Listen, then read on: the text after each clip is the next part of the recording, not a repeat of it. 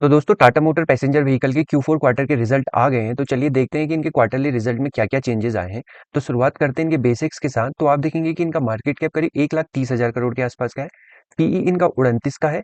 ROC इनका 16 का है और आरओई जो है इनका करीब-करीब 15 का चल रहा है और डिविडेंड यील्ड ये दे रहे हैं करीब-करीब 1.7% की और इनकी जो फेस वैल्यू है वो 2 है। तो ये इनके बेसिक्स हैं। उसके बाद हम लोग क्या करते हैं, इनके बारे में थोड़ा बहुत जान लेते हैं कि टाटा मोटर्स करता क्या है। तो आप देखेंगे कि इन्होंने बताया हुआ है कि ये क्या है, ग्लोबल ऑटोमोबाइल कंपनी है और इनके पोर्टफोलियो में कार, स्पोर्ट्स, यूटिलिटी व्हीकल और वेरियस रेंज के क्या है व्हीकल है, इन्होंने ये भी बताया हुआ है। और ये क्या बोल रहे हैं कि हम कि ये इंडिया के अलावा UK, south Korea, south Africa, China, Brazil, Australia, Slovakia में क्या कर रहे हैं, यहाँ भी इनके ऑपरेशंस हैं। और इन्होंने यहाँ पर बताया हुआ है कि इनका जॉइंट वेंचर भी है और जैगवार और लैंड रोवर भी क्या है, आप देख सकते हैं कि इनकी एक यूके की क्या है कंपनी है और टाटा का डेवो करके साउथ अफ्रीका की एक कंपनी भी हो गया है, टाटा के मोटर्स के ही अंडर आती है। तो ये इनके कुछ आप बोल सकते हैं कि इनके बारे में कुछ रफ आइडिया था। तो हम लोग क्या करते हैं कि क्वार्टरली रिजल्ट पर जाते हैं और लास्ट मार्च क्वार्टर को कंपेयर करते हैं इस बार के मार्च के क्वार्टर के साथ। तो आप देखेंगे इस ईयर इनकी सेल्स 13,000 करोड़ के आसपास थी और इस बार की इनकी सेल है 18,500 करोड़ के आसपास। तो सेल्स में तो बहुत अच्छा जंप आया हुआ है। उसके बाद आप देखेंगे कि मार्च में 12,158 करोड़ के जहां इनके एक्सपेंसेस थे, वहीं इनके एक्सपेंसेस इस बार बढ़ के हो गए 17,500 करोड़ के आसपास। तो ऑपरेटिंग प्रॉफिट जो लास्ट ईयर 819 करोड़ के आसपास का था, वही ऑपरेटिंग प्रॉफिट इस बार 1,050 करोड़ के आसपास का निकल के आ रहा है। ऑपरेटिंग प्रॉफिट मार्जिन आप देखेंगे दोनों साल ऑलमोस्ट सेम है। अब क्या हुआ, लास्ट ईयर 1,579 करोड़ की इनको अदर इनकम जनरेट हुई और इस बार अदर इनकम है करीब 382 करोड़ के आसपास की। साथ में लास्ट ईयर टैक्स था 53 करोड़ का, इस बार वही टैक्स रह गया 77 करोड़ का। दोनों साल के मार्च क्वार्टर में इनका डेप्रिसिएशन सेम है 734 करोड़ का। तो अब इससे हो क्या रहा है कि जो प्रॉफिट बिफोर टैक्स इनका लास्ट ईयर 1,611 करोड़ के आसपास का था, वो रह गया इस बार 630 करोड़। तो आप देखेंगे कि हुआ क्या है, आप यहाँ पर अगर आप नजर डालें तो आप देखेंगे कि इनका जो operating profit last year 819 crore था, वही ऑपरेटिंग प्रॉफिट इस बार बढ़ के कितना हो गया, 1,060 करोड़ हो गया। मतलब ऑपरेटिंग प्रॉफिट में करीब 200 करोड़ का जंप आया है। मतलब जो कमाई है अपने बिजनेस से कर रहे हैं उसमें 200 करोड़ का जंप आया है। लेकिन ये जो अदर इनकम लास्ट ईयर करीब इन्होंने 1600 करोड़ की कमाई, उसने क्या कर दिया, पूरा का पूरा पिक्चर ही चेंज कर दी। तो जहां पर इनका जो प्रॉफिट करीब 500 से 450 से 500 करोड़ की रेंज में रहना चाहिए था, वही प्रॉफिट बढ़ के 1600 करोड़ के आसपास का हो गया और इस बार वो क्या हुआ है, 630 करोड़ के आसपास है। तो अब क्या हो रहा है, टैक्स लास्ट ईयर इनमें फिर से कम लगा, 1% का टैक्स लगा और इस बार इन पर 28% का टैक्स लगा है। तो इससे क्या हो गया, और पिक्चर और ज्यादा वर्स्ट हो गई। तो आप देखेंगे इनका नेट प्रॉफिट जहां करीब 1600 करोड़ के आसपास का था, वो इस बार 455 करोड़ के आसपास का ही रह गया है। तो इस तरीके से कंपनी के नेट प्रॉफिट में आप कह सकते हैं कि एक ड्रास्टिकली डिक्रीज आया है कि 1600 करोड़ का नेट प्रॉफिट लास्ट मार्च क्वार्टर का इस बार 455 रह गया। लेकिन जो फैक्ट है, जो एक्चुअल फैक्ट है, ये बात उससे कोसों दूर है। तो क्योंकि हम देख सकते हैं कि इस बार के जो मार्च क्वार्टर के रिजल्ट है, अगली बार के मार्च क्वार्टर से बेहतर आने के बावजूद हमको ये पिक्चर देखने को मिल रही है। तो क्या ये पिक्चर सही है? तो कभी-कभी हमको ये नज़र आता है कि स्टॉक के नेट प्रॉफिट में हमको दिखती है कि गिरावट, लेकिन स्टॉक का प्राइस बढ़ जाता है। तो वो उसका एक एग्जांपल है, क्योंकि जो अच्छे एनालिस्ट होते हैं उनको पता है कि कंपनी किस तरीके से कितना बिज़नेस कर रही है। तो ये उसका एक एग्जांपल होता है। तो अब हम लोग क्या करते हैं, एक बार टाटा मोटर्स की वेबसाइट में चले जाते हैं और वहां पर जाके डिटेल में समझते हैं कि टाटा मोटर क्या कर रहा है। टाटा मोटर्स दो पार्ट्स में डिवाइड हो गया, एक हो गया टाटा मोटर कमर्शियल व्हीकल और दूसरा हो गया टाटा मोटर्स पैसेंजर व्हीकल। तो हम यहाँ पर टाटा मोटर पैसेंजर व्हीकल की बात कर रहे हैं। तो जब टाटा मोटर्स दो पार्ट में स्प्लिट हुआ, तो उसके बाद क्या हुआ, टाटा मोटर्स ये वाली टाटा मोटर पैसेंजर व्हीकल और जैगवार लैंड रोवर जो है, वो एक कंपनी बन गई और टाटा मोटर के जो कमर्शियल व्हीकल है, जिसमें ट्रक्स और दूसरे तरीके के जो भी कमर्शियल व्हीकल होते हैं, वो क्या हो गया, अलग कंपनी बन गई है। तो अब हम लोग इनके पोर्टफोलियो में देखते हैं कि इनकी कौन-कौन सी कार्स हैं। इंडिया में जो अभी सबसे फेमस ब्रांड पंच चल रहा है वो इनका है। उसके बाद आप देखेंगे कि सिएरा है, हैरियर है, सफारी है, नेक्सॉन है। तो ये सारे के सारे क्या है, बहुत वेल नोन ब्रांड है और अभी करंट टाइम पे सिएरा एक बहुत ही ज़्यादा फेमस क्या हो रही है, व्हीकल निकल के आ रहा है। तो टाटा ने क्या करा है, अपने को क्या करा है, एक अच्छा रिलायबल ब्रांड होने के साथ-साथ एक क्या करा है, स्टाइलिश ब्रांड के रूप में भी अपने आप को प्रेज़ेंट करना शुरू कर दिया है।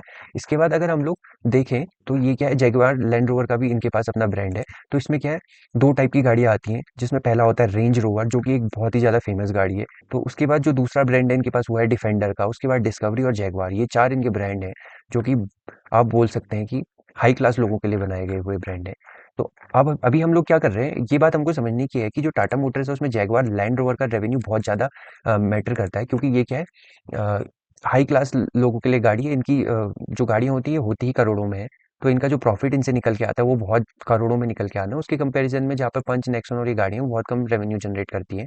तो अभी हम लोग क्या करने की कोशिश कर रहे हैं, अभी हम लोग कोशिश ये कर रहे हैं कि टाटा मोटर का जो जैगुआर लैंड रोवर से अलग बिजनेस है, मतलब जेएलआर से अलग बिजनेस है टाटा मोटर पैसेंजर व्हीकल का, वो देखने की कोशिश कर रहे हैं। मतलब टाटा नेक्सॉन, सिएरा, पंच और दूसरी गाड़ियों से कितना कमा रही है, क्योंकि वो उसका मेन बिजनेस है। ठीक है। तो हमने क्वार्टरली रिजल्ट देख लिए थे, अब हम लोग ईयरली रिजल्ट पर जाते हैं। तो यहाँ पर देखेंगे कि मार्च 2025 में जहाँ इन्होंने करीब 70,000 करोड़ की सेल करी थी, वही सेल इस बार है 57,800 करोड़ के आसपास की। मतलब ईयर ऑन ईयर बेसिस पे आप देखेंगे इनकी सेल्स में ड्रॉप आया है। साथ में एक्सपेंसेस और ऑटोमेटिकली घटने वाले हैं, क्योंकि क्या है, अगर सेल्स कम होगी तो एक्सपेंसेस अपने आप कम होंगे। उसके बाद आप देखेंगे ऑपरेटिंग प्रॉफिट 8,000 करोड़ का था लास्ट ईयर, इस बार वो करीब 2,630 करोड़ के आसपास का रह गया। तो ऑपरेटिंग प्रॉफिट में एक बहुत मेजर ड्रॉप आया है। तो अब जो इनके एक्सपेंसेस हैं, तो आप उस एक्सपेंसेस में देखेंगे कि इस साल क्या हो गया, इनकी मटेरियल कॉस्ट बहुत ज़्यादा बढ़ गई है, जिस वजह से इनके क्या हुआ है, एक्सपेंसेस क्या हुए हैं, बढ़ गए हैं। तो ये एक इनका मेन रीज़न है कि मटेरियल की ही कॉस्ट बढ़ जाएगी, तो उनको बनाने का खर्चा ऑटोमेटिकली बढ़ जाने वाला है। इससे क्या हो रहा है, जो इनका operating profit margin last year 12% के आसपास का था, वही ऑपरेटिंग प्रॉफिट मार्जिन इस बार 5% के आसपास का रह गया है। अदर इनकम इन्होंने लास्ट ईयर करी थी 2,471 करोड़ की जनरेट, और इस बार इन्होंने अदर इनकम करी है 89,074 करोड़ की। तो ये कैसे पॉसिबल हुआ कि इतनी ज़्यादा करीब 90,000 करोड़ की अदर इनकम कैसे जनरेट कर सकते हैं? तो इसका रीज़न ये है कि टाटा मोटर्स एक कंपनी थी जिससे स्प्लिट होकर दो कंपनियां बनी, टाटा मोटर पैसेंजर व्हीकल और टाटा मोटर कमर्शियल व्हीकल। तो टाटा मोटर कमर्शियल व्हीकल को पूरा एक नई कंपनी बना दिया गया, और जो टाटा मोटर्स थी और टाटा मोटर्स का जो भी स्टेक था वो किसके पास आया, टाटा मोटर पैसेंजर व्हीकल के पास आया। तो इसलिए क्या हुआ, उस वन टाइम अमाउंट को सेटल करने के लिए जो इसको टाटा मोटर्स से मिला था, उसको यहाँ पर क्या करा है, अदर इनकम्स में दिखाया गया है। तो ये हर बार नहीं होने वाला, बस ये एक बार हुआ है, क्योंकि स्प्लिट के बाद जो इनको मिला टाटा मोटर्स से, वो क्या हो रहा है, इनकी अदर इनकम में यहाँ पर शो हो रहा है। उसके बाद देखेंगे इनके पास लास्ट ईयर 1,122 करोड़ का इंटरेस्ट लास्ट ईयर था, जो इस बार घट के 246 करोड़ का रह गया है। और डेप्रिसिएशन लास्ट ईयर 2,000 करोड़ का था, इस बार वो रह गया 2,772 करोड़ का। तो अब यहाँ पर हमको एक बात ये समझने वाली है कि इनका जो है ऑपरेटिंग प्रॉफिट करीब 2,000 करोड़ के आसपास का है, और उसमें से ये क्या कर रहे हैं, करीब करीब डेप्रिसिएशन इनका 2,700 करोड़ का हो रहा है, और इंटरेस्ट इन पे आप बोल सकते हैं 246 करोड़ का है।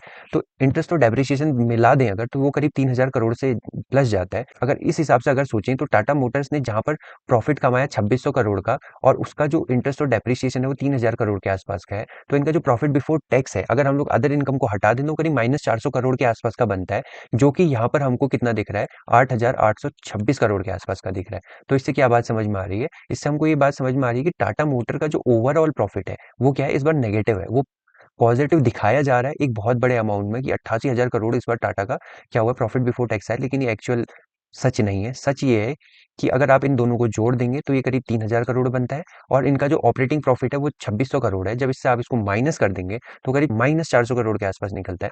तो इस बार जो टाटा मोटर्स का नेट प्रॉफिट है वो -400 से -500 करोड़ के आसपास का है, जो कि हमको कहीं से कहीं पर भी इसमें नजर नहीं आ रहा है। तो अब हम लोग क्या करते हैं, आगे बढ़ते हैं और देखते हैं इनके पास कितना रिजर्व है। तो आप देखेंगे इनके पास करीब 24,000 करोड़ के आसपास का रिजर्व है। सेम टाइम पे इनके पास करीब 2,800 करोड़ की बोरोइंग है, और उसके बाद करंट वर्क इन प्रोग्रेस अब इनके पास है 604 करोड़ का। 13,000 करोड़ 14,000 करोड़ की इन्होंने इन्वेस्टमेंट भी करके रखी हुई है।